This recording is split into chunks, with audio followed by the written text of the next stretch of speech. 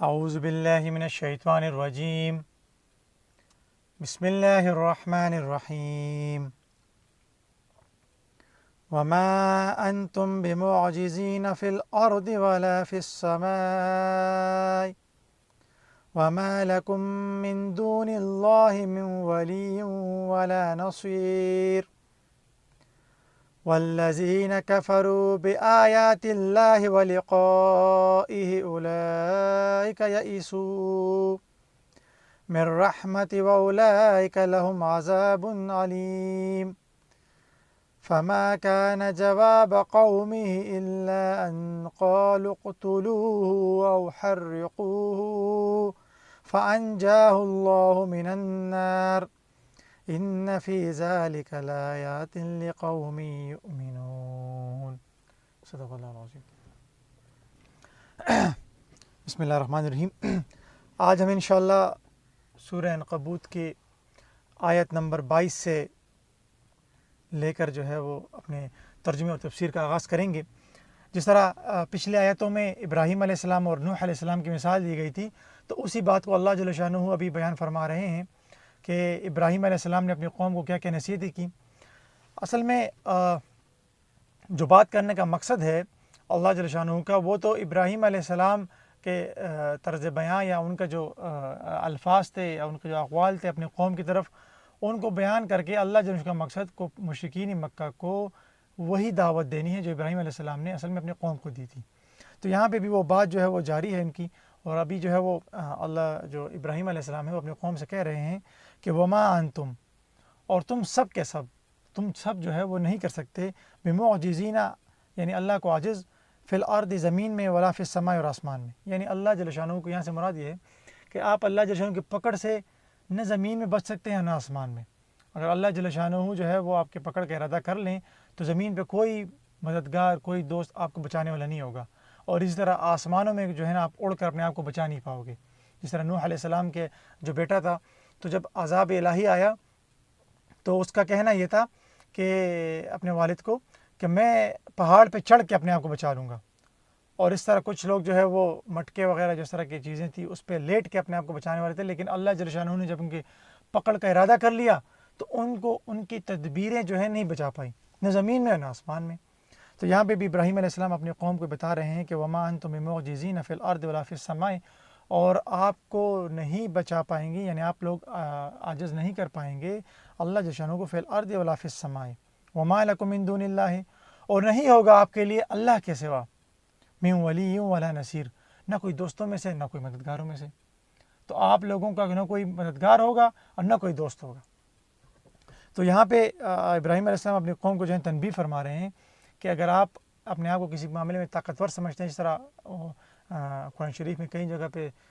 قوم عاد، قوم سمود، اس طرح لوگوں کا ذکر آئے تو وہ اپنے آپ کو طاقتور سمجھتے تھے۔ تو ابراہیم علیہ السلام اپنے قوم کو یہی بات بتلا رہے ہیں کہ آپ کی طاقت نہ زمین پہ آپ کو بچا سکتی ہے اور نہ آسمانوں میں۔ آگے اللہ جو فرما رہے ہیں کہ والذین کفروا، اور وہ لوگ جنہوں نے کفر کیا بآیات اللہ، اللہ تعالیٰ کی نشانیوں سے، ولقائہ، اور اللہ تعالیٰ کی ملاقات سے، یعنی جو لوگ منکر ہیں اللہ جل شانہ کی نشانیوں کے بھی اور اللہ جل شانہ سے ملاقات کے بھی، اولئک یئسوا من رحمتہ، تو فرما رہے ہیں اللہ جل شانہ کہ اصل میں یہ لوگ اللہ جل شانہ کی رحمت سے مایوس ہیں،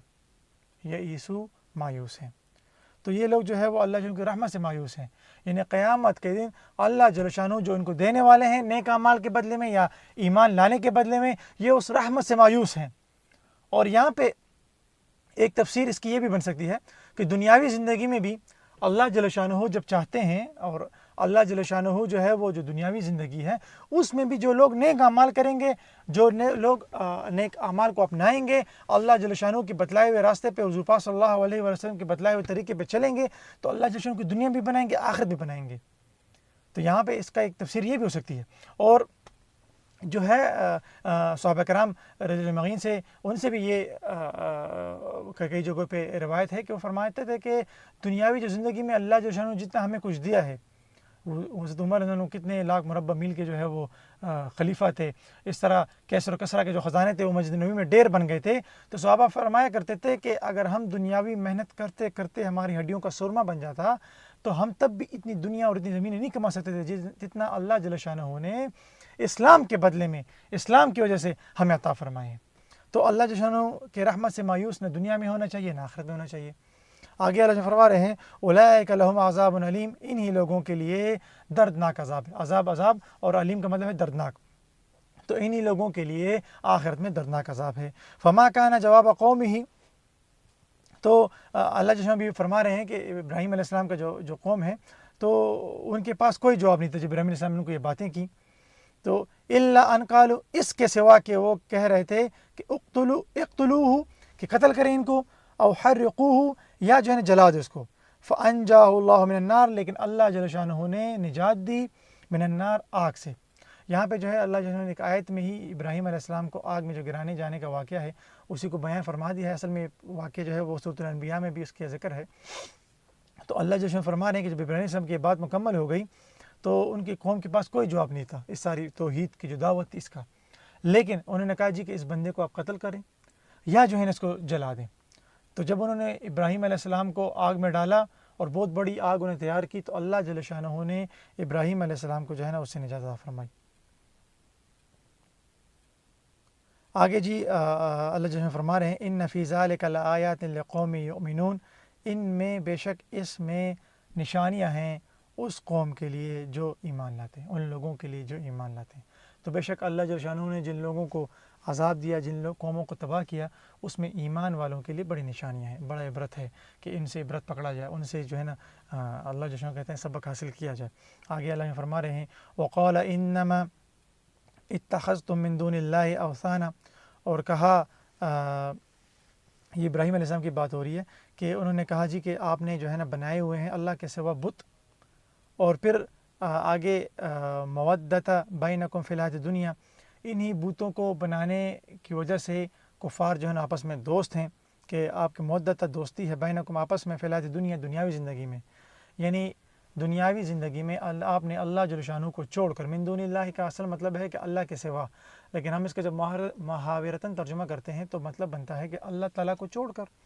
یعنی اللہ تعالیٰ کو چھوڑ کر آپ نے بتوں کو جو ہے وہ اپنا خدا بنایا ہوا ہے، اور اس جو شرک کا عمل آپ کرتے ہو اس کی وجہ سے آپ کی آپس میں دنیاوی زندگی میں دوستیاں ہیں، لیکن ثم یوم القیامت، پھر قیامت کے دن یکفر بعضکم ببعض ویلعن بعضکم بعضا، تو قیامت کے دن یہ آپ لوگ جو آپس میں آج دنیا کی زندگی میں دوستی ہے، قیامت کے دن یہ ایک دوسرے کے جو ہے وہ انکار بھی کریں گے اور ایک دوسرے پہ لعنت بھی کریں گے۔ یکفر بعضکم بعض، منکر ہوں گے بعض کے، ویلعنوا، اور لعنت کریں گے بعضکم بعض کے، ومأواکم النار، ان کا ٹھکانہ ہوگا اور تم سب کا ٹھکانہ ہوگا جہنم یعنی آگ، وما لکم من ناصرین، اور تم لوگوں کے لیے کوئی مددگار نہیں ہوگا، وما لکم من ناصرین، اور نہیں ہوگا تم لوگوں کا کوئی مددگار، کوئی دوست، کوئی بچانے والا۔ تو جب اللہ جل شانہ کی پکڑ قیامت کے دن آئے گی تو پھر نہ تمہارا آپس کی محبت کام آئے گی، نہ جو تمہارے لوگوں کی طاقت ہے وہ بھی کام نہیں آئے گی، بلکہ اللہ جل شانہ نے تم لوگوں کا جو ٹھکانہ ہے وہ آگ میں بنا دیا ہے، اور اس آگ میں ڈالے جانے کے سے بچانے کے لیے، یعنی جب آپ کو آگ میں ڈالا جائے گا تو آپ کو بچانے والا، مدد کرنے والا دوست کوئی نہیں ہوگا۔ آگے اللہ جو فرما رہے ہیں فآمن لہ لوط، تو جب ابراہیم علیہ السلام کا اصل میں تفاسیر میں آیا ہے، معارف القرآن میں بھی حضرت لکھتے ہیں کہ جب ابراہیم علیہ السلام کو آگ میں ڈالا گیا تو اللہ جل شانہ ان کو نجات فرمائی، یہ نجات دے کے اور یہ نشانی دے کے حضرت لوط علیہ السلام جو ہے وہ ابراہیم علیہ السلام پر ایمان لے آئے۔ تو یہاں پہ اللہ جو ہے وہی ذکر فرما رہے ہیں فآمن لہ لوط، تو لے آئے ابراہیم علیہ السلام پر لوط علیہ السلام ایمان، وقال، تو ابراہیم علیہ السلام نے لوط علیہ السلام سے فرمایا انی مہاجر الی ربی، تو میں ہجرت کرنے والا ہوں اپنے رب کی بتلائی ہوئی جگہ پہ، یا اپنے رب کی طرف، اس کے مراد یہ ہے کہ اپنے رب کی بتلائی ہوئی جگہ کی طرف جو ہے وہ ہجرت کرنے والا ہوں۔ یہاں سے اس سے مراد کوفہ کے قریب جگہ ہے، تو ابراہیم علیہ السلام کو اللہ جل شانہ نے اس کے بارے میں حکم دیا، تو ابراہیم علیہ السلام نے وہاں پہ ہجرت کی تاکہ وہاں پہ اپنے جو ہے دین پہ عمل کر سکیں اور دعوت کا کام کر سکیں۔ انہ هو العزیز الحکیم، بے شک اللہ جل شانہ کی جو ذات ہے وہ زبردست اور حکمت والی ہی۔ آگے جی اللہ جل شانہ جو ہے وہ ابراہیم علیہ السلام کو، جو انہوں نے ابراہیم علیہ السلام چونکہ بہت زیادہ بوڑھے تھے، جب انہوں نے ہجرت کی تو ہجرت کے وقت ان کی عمر 75 سال تھی۔ اللہ جل شانہ نے بہت ساری باتیں جو ہیں وہ ابراہیم علیہ السلام کے ساتھ خاص کی ہیں، یعنی اس کا آغاز جو ہے وہ ابراہیم علیہ السلام سے کیا ہے۔ سب سے پہلے جو بال سفید ہوئے وہ ابراہیم علیہ السلام کے ہوئے، سب سے پہلے جو ممبر پہ بیٹھے خطبہ دینے والے ابراہیم علیہ السلام ہے، لاٹھی پکڑ کر خطبہ دینا یہ ابراہیم علیہ السلام کی سنت ہے۔ اسی طرح سب سے پہلے جو ہجرت کرنے والے ہیں وہ بھی ابراہیم علیہ السلام ہے۔ یہ جو بال سفید ہونے والا معاملہ ہے، تو ابراہیم علیہ السلام کے جب بالوں میں سفیدی نظر آئی تو انہوں نے اللہ جو سے پوچھا کہ یا اللہ یہ کیا ہے، تو اللہ جو نے فرمایا کہ یہ وقار ہے، یہ عزت ہے۔ تو ابراہیم علیہ السلام نے جواب میں فرمایا رب زدنی وقارا، اے اللہ میری وقار میں وقار میں حفاظت فرما، تو میری وقار میں اضافہ فرما۔ تو چونکہ جس ٹائم ابراہیم علیہ السلام ہجرت کر رہے تھے تو اس ٹائم ان کی عمر 75 سال تھی، تو اللہ جل شانہ نے 75 سال کی عمر میں ان کو اسحاق علیہ السلام کو خوشخبری دی، اور اسحاق علیہ السلام جو ان کا بیٹا تھا ان کو وہ عطا فرمایا۔ اور اس طرح یعقوب علیہ السلام کے کچھ حضرات کے نزدیک یعقوب علیہ السلام کی خوشخبری بھی ابراہیم علیہ السلام کو دی۔ اور ایک جو اور اعزاز ہے جو بہت خاص ہے وہ یہ ہے کہ ابراہیم علیہ السلام کی جو اولاد ہے اسی میں سے نبوت جو ہے وہ جاری کر دی۔ تو اسماعیل علیہ السلام کی اولاد میں صرف ایک حضور پاک صلی اللہ علیہ وسلم کو رسالت ملی، اور اسحاق علیہ السلام کی اولاد میں سے حضرت کہتے ہیں کہ تقریباً کوئی 40,000 کے قریب جو ہے نا وہ انبیاء کرام علیہ السلام آئے۔ تو یہاں پہ اسی کا ذکر ہے کہ وَوَهَبْنَا لَهُ اسحاق، تو ہم نے عطا کیا ابراہیم علیہ السلام کو اسحاق و یعقوب، اور یعقوب علیہ السلام۔ یعقوب علیہ السلام اسحاق علیہ السلام کے بیٹے تھے، ان کے دوسرا نام اسرائیل بھی ہے، بنی اسرائیل انہی کی اولاد میں سے، یوسف علیہ السلام بھی ان کے اولاد میں سے تھے، تو یہ ابراہیم علیہ السلام کے پوتے بنتے ہیں۔ تو وَوَهَبْنَا لَهُ اسحاق، اور ہم نے عطا کیا ان کو اسحاق و یعقوب، اور یعقوب وَجَعَلْنَا فِي ذُرِّيَّتِهِ نبوة، اور بنا دیا ان کی جو اولاد ہے اس میں سے نبوت کو، یعنی نبوت کو ان کے اولاد میں جو ہے نا وہ جاری کر دیا، والکتاب، اور کتاب کو بھی، یعنی قرآن شریف، انجیل، تورات، اور غالباً زبور بھی جو ہے وہ ابراہیم علیہ السلام کی نسل میں سے آئے ہیں۔ وَآتَيْنَاهُ أَجْرَهُ فِي الدُّنْيَا، اور ہم نے ان کو عطا کیا اجر دنیا میں بھی، جس طرح میں پہلے بات کر چکا ہوں کہ اللہ جل شانہ نیک اعمال کا صلہ دنیا میں بھی دیتے ہیں، آخرت میں بھی دیتے ہیں۔ تو احادیث سے بھی یہ بات ثابت ہے، اور حضرات نے اس پہ بہت ساری کتابیں بھی لکھی ہیں، جس میں ایک مشہور کتاب جزاء الاعمال بھی ہے، کہ جس میں اس بات کا جو ہے وہ بڑے تفصیلاً ذکر بھی ہے۔ تو یہاں پہ اسی کا ذکر ہے کہ اللہ جل شانہ نے ان کو وَآتَيْنَاهُ أَجْرَهُ، اور ہم نے عطا کیا ان کو اجر فی الدنیا، یعنی دنیا کی زندگی میں ہم نے ان کو بہت کچھ عطا کیا۔ وَإِنَّهُ فِي الْآخِرَةِ، بے شک وہ آخرت میں لَمِنَ الصَّالِحِينَ، نیک لوگوں میں سے ہوں گے، نیکوکاروں میں سے ہوں گے۔ اس سے مراد یہ ہے کہ نیک لوگ جس مقام پہ ہوں گے بخشت کے، جس مقام پہ ہوں گے نعمتوں کے، جس مقام پہ اللہ جسم کے پاس ہوں گے، جس اعزاز کے ساتھ،